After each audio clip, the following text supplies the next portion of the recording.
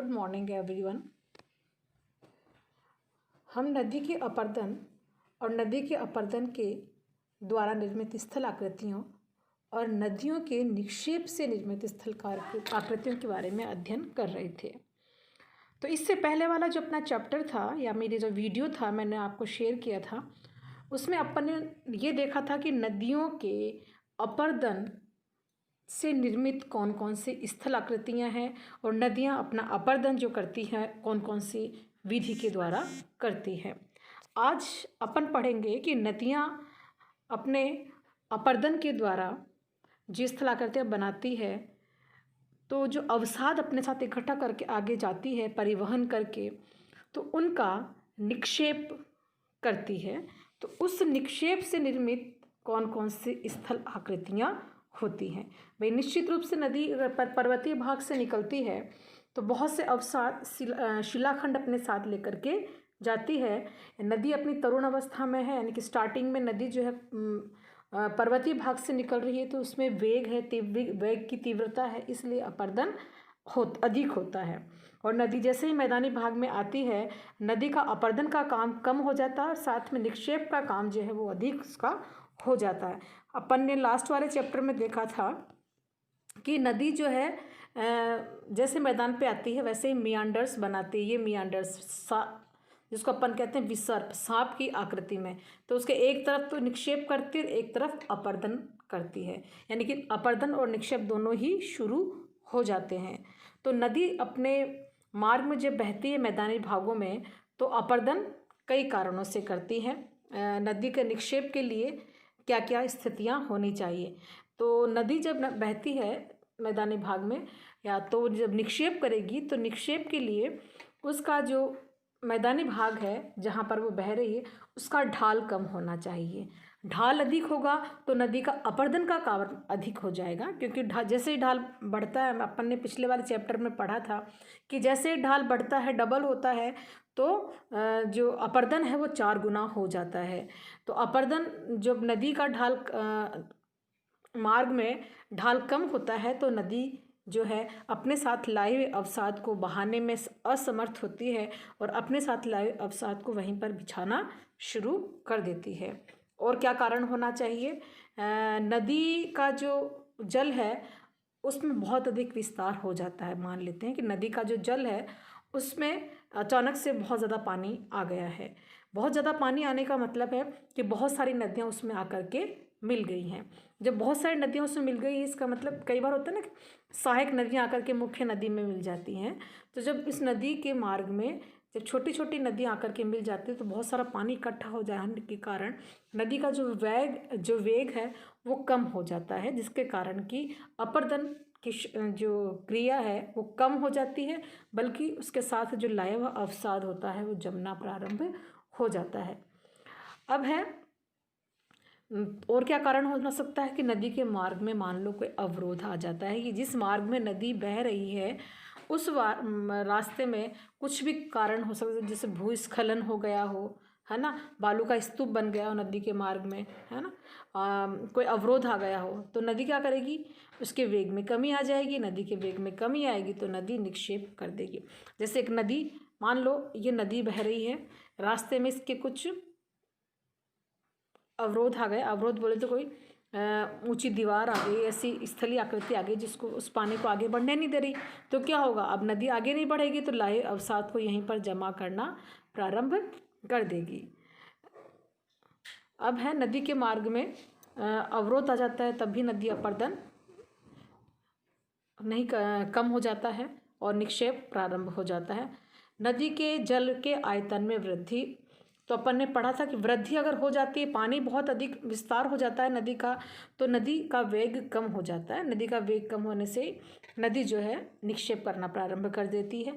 अगर नदी के जल है उसमें आयतन में कमी आ जाती है, मान लेते हैं कि नदी का जो पानी है वो बहुत कम हो गया, तो ऐसी स्थिति में भी जो नदी है वो अपरदन का काम कम करके बल्कि निक्षेप का काम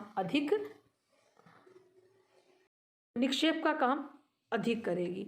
तो पानी की मात्रा जो है, जल की मात्रा जो है कम या ज़्यादा दोनों ही स्थितियों में नदी का अपर्दन कम और निक्षेप प्रारंभ हो जाता है। नदी के साथ जो अवसाद है उसके भी बहुत अधिक वृद्धि हो जाती है। नदी के साथ जो अवसाद है, बहुत अधिक अवसाद होगा तो चलने में दिक्कत आएगी नदी को, नदी उसको छोड़ती हुई चली जाएगी अवसाद को। निक्षेप प्रारंभ हो गया।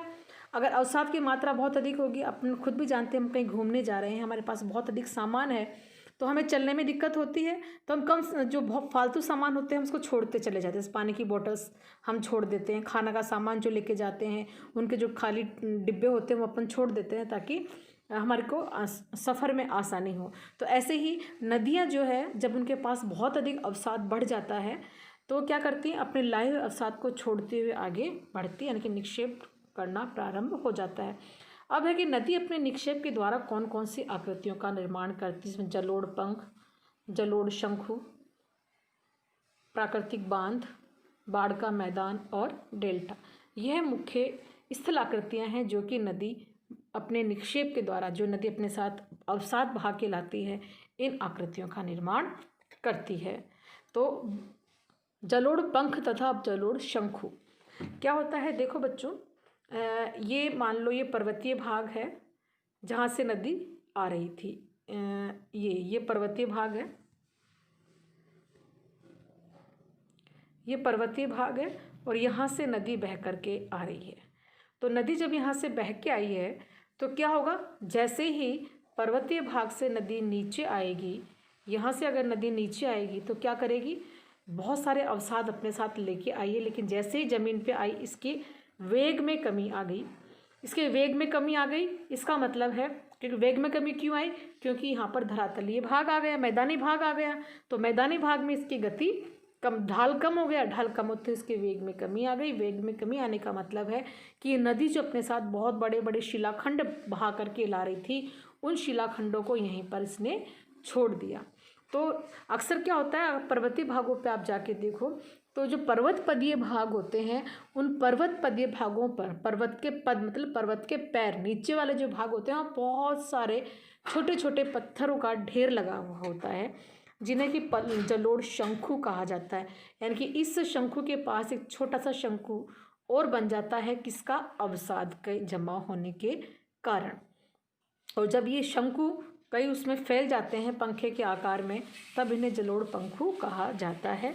ये जो जलोढ़ शंखु या जलोढ़ पंख होते हैं, ये पर्वत के पदीय भागों में होते हैं और ये इस पर्वत की तरफ तो बड़े बड़े टुकड़ों में होता है, और जैसे जैसे पर्वतीय भाग से दूर जाते हैं छोटे छोटे टुकड़ों के रूप में परिवर्तित हो जाता है।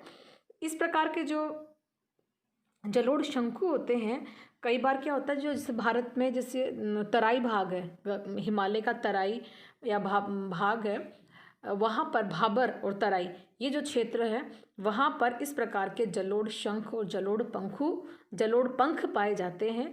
और नदियाँ कई बार क्या होता है, इनके अंदर खो जाया करती। जैसे मान लीजिए ये पर्वतीय भाग है और यहाँ से नदी आई, यहाँ पर उसने बहुत सारा अवसाद गिरा दिया और वह आगे जाने से पहले ये जो बड़े बड़े शिलाखंड है इसके अंदर नदी खो जाती है, जिसको हम कहते हैं नदी का अपहरण होना। तो कई बार नदी हमें यहाँ दिखाई नहीं देती है, नदी बहुत आगे जा कर के दिखाई देती है। ये कहलाते हैं जलोढ़ पंख। ये देखिए आपको शंखु के रूप में देखिए, बड़ा पर्वतीय, इसके ऊपर पर्वतीय भाग है, ये चित्र आप देख लीजिए बच्चों, ये इसके ऊपर पर्वतीय भाग, इसके ऊपर पर्वतीय भाग है और यह जो है छोटे छोटे शंकु बने हुए अवसाद के द्वारा। अब अपन आते हैं प्राकृतिक तटबंध। प्राकृतिक तटबंध से तात्पर्य है, जैसे मान ये देखिए आपके सामने ये नदी बह रही है मैदानी भाग में, मैदानी भाग में यह नदी बह रही। जब नदी बह रही है मैदानी भाग में तो इसके साथ बहुत सारा अवसाद है ना, चूँकि मैदानी भाग में बह रही है तो इसकी गति कम है, वेग कम है, इसलिए नदी जो है बहुत ही धीमी गति से बह रही है। तो नदी क्या करेगी, अपने साथ लाए अवसाद को अपने किनारों पर जमा करना शुरू कर देगी। यहाँ पर दिख रहा है ना आपको, ब्लैक ब्लैक इकट्ठा हो रखा ये क्या है, अब नदी द्वारा लाया गया अवसाद है ना। तो नदी के दोनों तरफ दीवारें बन जाती हैं, जिसको कि हम प्राकृतिक तटबंध कहते हैं। कि हमें नदी को, पानी को अपने गाँव में आने के लिए, शहर में आने के लिए रोकने के लिए हमें बांध हमने खुद ने नहीं बनाना पड़ता, बल्कि प्रकृति खुद ही अपने दोनों तरफ दीवारें बना लेती। इसे प्राकृतिक तटबंध कहते हैं। जैसे हांगो नदी में कई बार इस प्रकार के बांधों, ये जो तटबंध है, इनके टूट जाने से कई बार बाढ़ भी आई है। वैसे तो प्रकृति ने बनाया, लेकिन कभी पानी का बहुत तेज़ फ्लो आ गया, इतना बारिश बहुत तेज़ आ गई, आगे से स्नो बहुत ज़्यादा पिघल गया तो पानी की मात्रा बढ़ गई, तो क्या होता है कई बार ये तटबंध टूट भी जाया करते हैं, जिसके कारण बाढ़ आ जाती है। इसलिए हांगो नदी को चीन का शोक कहा जाता है। अब अपन देखते हैं डेल्टा। डेल्टा का मतलब क्या होता है बच्चों, कि ये तो मैं आपको बता दूं डेल्टा क्या होता है। कि जब नदी, ये तो है समंदर और ये है पर्वत और ये है मैदानी भाग, नदी यहाँ से निकल रही है तब इसका मुख्य काम है अपर्दन। ठीक है बच्चों। फिर यहाँ पर आते इसने बनाया जलोढ़, यानी कि अपने साथ बहुत सारे अवसाद लाके जो इन्होंने इकट्ठे कर दिए, तो यहाँ पे जलोढ़ पंख और जलोढ़ शंकु बन गए। ठीक है। यहाँ पर इसने तटबंध बना दिए, यहीं पर इसने बाढ़ के मैदान बना दिए। अब लास्ट में क्या होता है, नदी कहाँ जाके गिरेगी, समंदर के अंदर। ठीक है। तो अपने साथ समंदर में जाने से पहले अपने साथ जो बिल्कुल बारीक मिट्टी, जहाँ यहाँ तक बड़े बड़े शिलाखंड थे, फिर मैदानी भाग में धीरे धीरे गोल गोल पत्थर में कन्वर्ट हो गए, फिर बजरी में कन्वर्ट हो गए, और समुद्र किनारे पहुँचते पहुँचते ये चीका मिट्टी या चिकनी मिट्टी के रूप में परिवर्तित हो जाते हैं। तो चिकनी मिट्टी के रूप में ये परिवर्तित होकर के यहाँ पर, कहाँ पर, नदी के अंतिम जो भाग है वहाँ पर ये मिट्टी जमा हो जाती है और नदी सागर में गिर जाती है। तो मिट्टी का ये जमाव जो है, इसी को हम डेल्टा कहते हैं। और डेल्टा जो शब्द है, ये डेल्टा शब्द मिस्र का शब्द है, और डेल्टा का मतलब होता है त्रिकोणीय आकृति। इस प्रकार की जो आकृति होती है इसे हम डेल्टा कहते हैं। और मिस्र में हेरोडोटस जो इतिहासकार है, उसने सबसे पहले इस शब्द का प्रयोग किया था, डेल्टा का। अब आप देखिए कि जैसे नदी, यहाँ से नदी बह के जा रही है, और नदी जाके बहने से पहले कई सारी शाखाओं में बट गई है। क्यों बट गई शाखाओं में, क्योंकि यहाँ पर वेग कम है, ढाल नहीं है, तो नदी का पानी कई धाराओं में बढ़ जाता है। तो इस प्रकार की आकृति, ये देखिए डेल्टा की आकृति बनती है। तो इस प्रकार से हम इसको डेल्टा कहते हैं। अब हमें देखते हैं कि डेल्टा जो होते हैं वह कितने प्रकार के होते हैं। चाप की आकृति, इस प्रकार की आकृति होती है चाप की तरह।